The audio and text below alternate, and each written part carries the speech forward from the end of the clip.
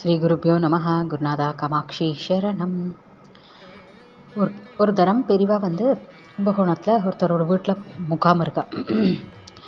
அவள் வீடு ரொம்ப பெரிய வீடு, சத்திரம் மாதிரி இருக்கும். நிறைய பேர் மட்டத்தில் இருக்கிறவா பூஜை எல்லாம் வச்சுக்கிற மாதிரி இருக்கிற வீடாக இருந்தால் தான் பெரியவா செலக்ட் பண்ணுவாள். ஃபஸ்ட்டு ஒரு இல்லை மண்டபம், கல்யாணம், பழைய கல்யாண மண்டபங்கள், ஸ்கூல்கள், இது மாதிரி இடத்துல தான் பெரியவா. ஏன்னா கொஞ்சம் பெருசாக இருந்தால் தான் இங்கே பூஜையை வச்சுன்னு பெரியவாளுக்கு பண்ண முடியும். நித்தியக்கர்மை எல்லாம் பண்ணுறதுக்கு பெரியவாளுக்கு சௌரியமாக இருக்கும். முக்கியமாக கிணறு வானம் பெரியவாளுக்கு கிணறு.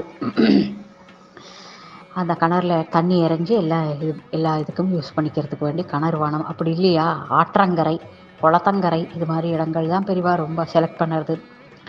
பெரியவாளுக்கு அந்த பூஜை புனஸ்காரத்துக்கு எல்லாத்துக்கும் ரொம்ப வசதியாக இருக்குங்கிறதுக்காக அது மாதிரி இடத்துல தான் பெரியவா முகாம் இருப்பாள்.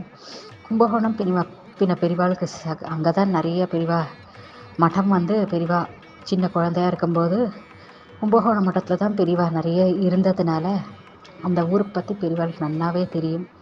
எந்தெந்த வீடு இது எல்லாமே தெரியுங்கிறதுனால அங்கே ஒரு பெரியவாளோட பரம பக்தரோட வீட்டில் தான் பெரியவா அன்னைக்கு தங்கி ஒரு 10 நாள் தங்கி பூஜை பண்ணுற மாதிரி ஏற்பாடாக இருக்குது. அந்த வீடு நல்ல பெரிய வீடு. அங்கே பெரியவாளுக்கு ஒரு தனி ரூம் இருக்குது. அங்கே பெரியவா அங்கே விஷ்ராந்தி எடுத்துக்கிறதுக்கு அந்த ரூமை பயன்படுத்திட்டு ஹாலில் பூஜை வச்சுட்டு அது மாதிரி இருந்துட்டு இருக்கிற சமயத்தில் காலையில் இந்த பெரியவா தூங்கி எழுந்துட்டு வர சமயத்தில் இந்த கர்டன் இப்படி நீக்கிண்டு வழியில் வருவாள். அதுதான் விஸ்வரூப தரிசனம். காலையில் எர்லி மார்னிங் 3 மணிக்கு மட்டத்துலேயும் அப்படி தான் எர்லி மார்னிங் தரிசனம் பேர் தான் விஸ்வரூப தரிசனம். அந்த தரிசனம் எதுக்காக எல்லாரும் அப்படி பெரியவாளோட தரிசனம், அந்த விஸ்வரூப தரிசனத்துக்கு வேண்டி எல்லாரும் எதுக்கு முண்டி அடிச்சுட்டு வருவான்னா, இந்த பெரியவா தூங்கி ஏந்திரண்டு வழியில் வந்த நொடி அந்த கண் பார்வை யார் மேலே பட்டுதோ அவளுக்கு இனிமேல் வாழ்க்கையில் தோல்விங்கிறதே கிடையாது. அதுக்காக தான் அவள் ஜென்ம சாஃபல்யம் அடைஞ்சுடும். அதுக்கப்புறம் அவளுக்கு அந்த ஜென்மாவே இல்லை. ஏன்னா அந்த பரமேஸ்வரர் தூங்கி எழுந்திரண்டு ஸ்ட்ரெயிட்டாக நம்மளை பார்க்கும்போது அந்த பார்வை நம்ம மேலே விழுந்தாலே, அந்த அருட்பார்வை விழுந்தாலே போரும் அப்படின்னு பல பேர் குவிஞ்சிருப்பா மட்டத்தில்.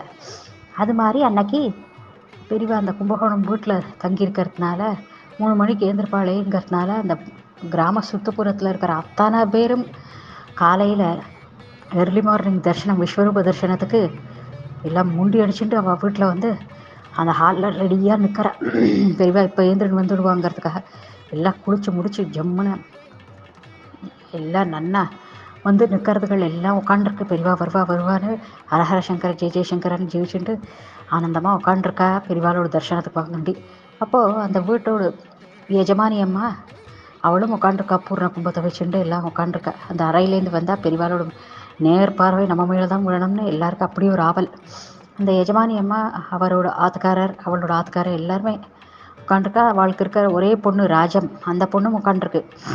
அந்த காலத்து குழந்தைங்கிறதுனால அழகாக பாவாடை சட்டை 2 பின்னலையும் பின்னிட்டு தலையில் பூவையும் சூட்டின்ட்டு ஒரு 10-11 வயசு இருக்குது அந்த பொண்ணுக்கு.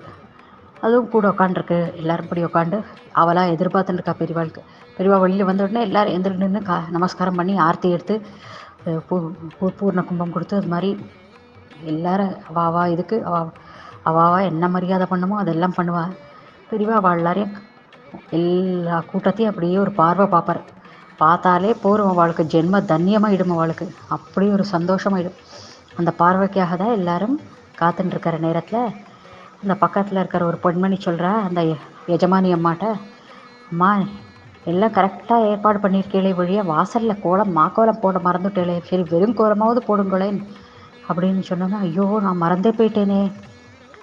ஆமாம், காலையில் சாணி தெளித்து விட்டு பெரியவா விஸ்வரூப தரிசனத்துக்கு வேண்டி வரத்துக்கு மறந்து போயிட்டேன். பார்க்க அந்த தரிசனத்துக்கு வேண்டி எதிர்பார்த்துட்டு இருக்கிறேன். நான் அந்த கோலம் போடுறதுக்கு மறந்து போயிட்டேனே. இப்போ பெரியவா திடீர்னு வந்துவிட்டா எப்படி நான் கோலம் போடுறத, எனக்கு விஸ்வரூப தரிசனம் இல்லாமல் போயிடுமே அப்படின்னு அந்த அம்மையார் அப்படியே சுற்றி பார்க்குறா. யாரை சொல்லலாம், யார்கிட்ட சொல்லலான்னு யாரும் லேசில் ஏந்திருக்கிற மாதிரி தெரியலை. ஏன்னா எல்லோரும் பெரியவாளோட விஸ்வரூப தரிசனத்துக்கு வேண்டி காத்துட்டுருக்கா. எந்த பெண்மணி ஏந்திருக்கிறா இதே தெரியலை. சரி நம்ம தான் போடணுமான்னு அப்படின்னு யோசிச்சுட்டு இருக்கிறத இந்த சிறுமி ராஜம் மேலே தன்னோட பொண்ணு மேலே கண் போகிறது அந்த மாமிக்கு. நீ ராஜம், உனக்கு அந்த காலத்தில் கோலமெல்லாம் நான் சின்ன வயசுலேயே சொல்லி கொடுத்துருப்பா இல்லையா, இப்போது அந்த பொண்ணுக்கு நல்லா குழம்பு போட தெரியும். ஏய் ராஜம், இந்த வாசலில் குழம்பாவை வச்சுருக்கேன், ஒரு படிக்குளம் போட்டு வாடி, ஓடி வாடி, நீ செல்லல்ல போயிட்டு வாடிமான்னு. அது கோமாக வருது, ஆனால் ஒன்றும் சொல்ல முடியாது, எதிர்த்து பேசி பழக்கம் இல்லை அந்த காலத்து குழந்தைகளுக்கெல்லாம். இப்போ அந்த குழந்தை சொல்கிறது, அந்த குழந்தைக்கா எல்லாரும் இப்படி பெரியவாளுக்கு வேண்டி எதிர்பார்த்துட்டுருக்காளே, ஏன்னா அந்த குழந்தையும் ஆவலாக எதிர்பார்த்துட்டுருக்கு. சரி அம்மா அனுப்புகிறான்னு அது கோபமாக வருது, ஆனாலும் ஒன்றும் சொல்ல முடியலை. சரிம்மான்னுட்டு ஓடுறது. ஓடி பாவாடையை எடுத்து சுருகிண்டு வெளியில் போய் இந்த கோல டப்பாவை எடுத்து காலையில் வெடிகாலையில் 3 மணி எப்படி இருக்கு, ஊரே நிசப்தமாக இருக்குது. மொத்த ஊரும் அவளோட வீட்டில் தான் எல்லாம் எல்லோரும் உட்காண்ட்ருக்கா பெரியவா தரிசனத்துக்காக. மொத்த கிராமமே வந்து அங்கே உட்காண்ட்ருக்கு. வெளியில் காக்கா சத்தமில்லை. இப்போ அந்த பொண்ணுக்கு கொஞ்சம் ஒரு பயமாக இருக்குது. அப்படியே சரி டக்கு டக்கான்னு போட்டு விடலாம்னுட்டு பாவாடையை எடுத்து சொருகிண்டு அழகாக படிக்கோளம் நீட்டாக போட்டு இந்த மேலே அந்த இது விடுவாள் காவி, அந்த காவி அழகாக ரெட்டாக அதெல்லாம் சைடில் ஓரங்கள் எல்லாம் விட்டு முடிக்கிற நேரத்தில் மனசில் ஒரு கிளேஷம்.